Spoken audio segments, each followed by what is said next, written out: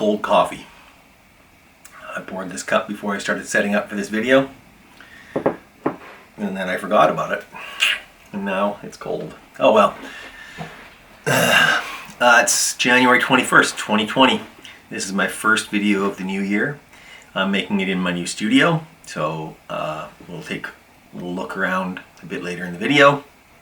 It's pretty much complete.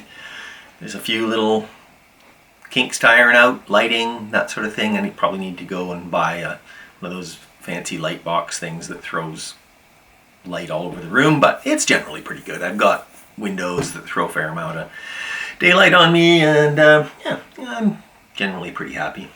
I'm thrilled. I've never had a room like this before where I can really just set my stuff up and do my work. And it lets me plan out a new way of doing the work that I want to do. So that work is creating videos. And to that end, I've created 3 work zones in my room to accommodate 3 sort of different types of videos that I want to make, or 2 types of videos and a third that may not produce videos. But anyway, whatever. First is the audio production zone where I'm sitting right now, and that's where I have my mixer, my guitar, my effects, Ableton Live, Push, my synthesizers and keyboard, and this is where most of the videos will be made. And this year I'm going to return to my kind of first love of music making, which is generative and algorithmic music. I'll go deeper into this in an upcoming video. But the basic idea is to take the concepts and practices of algorithmic music and generative music and provide practical examples that you can apply to your own music making regardless of genre.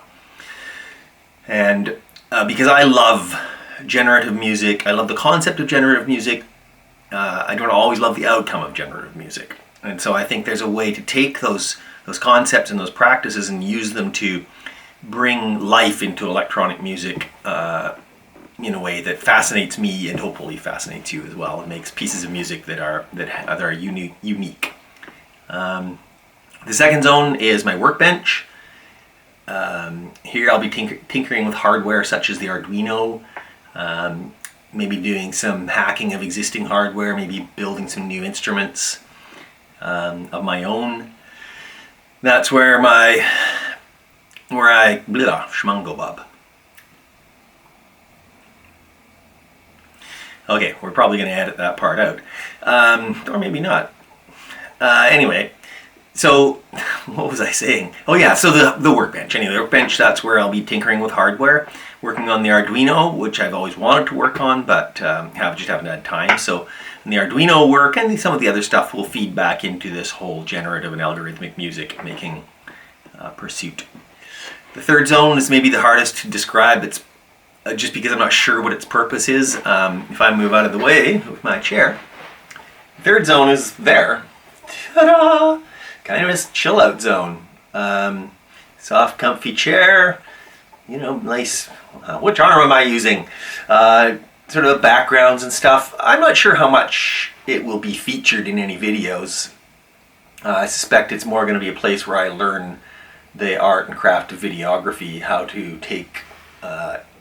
to behave before the camera and that sort of thing. I'm really fascinated by that. I don't want to become a channel with too much artifice and too much trying to, craft the videos so that they, do well on YouTube and all that stuff. It's not the focus of this channel. I mean, I'd love to have lots and lots of views, but I'm really happy with my 97 or so subscribers right now. I think that if you've subscribed to me, it's because you like something you see in my music, so that's enough for me. But at the same time, whenever there's a challenge in front of me, I kind of want to run at it, and since I'm trying to make videos, I kind of want to make them well. So that's, I guess, what Zone 3 is. It's a very comfortable chair, so maybe that'll just be videos of me sleeping. I'm not really sure. It is ambient music after all. And that's the other thing that I had to kick around a little bit for 2020 is, did I want to change my channel name? Because ambient, I guess I am more connected with the ambient music making. Well, I wonder what happened there. Is it still making a movie? No, it's not. Bungaluno. Oh well, I guess I'm taking the sound from this camera and not from the other one because it just shut itself off. Anyway, ambient music, you know, almost anything sort of trippy and meditative or whatever is called ambient music now, and I'm more old school in my definition of ambient, I think. And also, I think it's clear that I make music that's not always ambient, and I don't really want to be constrained by that title. At the same time, I've been Ambient Music Studio for a couple of years now, and I don't know if changing the name right now is a smart branding decision. But I don't know, we'll see. I thought Generative Music Studio, that's really geeky. And I thought Electronic Music Studio, but that's really super generic. So maybe just Ambient Music Studio. But I'm open to suggestions if you can think of anything. You know what? This video's gone on way longer than I meant to go on to. When I'm gonna blame that on the meds that I'm on right now. Okay, so I'm typically very, very together, concise, and professional. It's true. Anyway, I'm signing off now before I just start getting ridiculous. I hope that this stuff, what I'm talking about, sounds interesting to you. If so, please subscribe. I won't even try to point at the right side of the video because I always point at the wrong one. Down there somewhere there's a button to subscribe and there's a little bell icon. If you do subscribe, please click the bell icon too, because then you'll get notifications when I publish new videos. And hope you all have an interesting and productive 2020, and I will see you soon.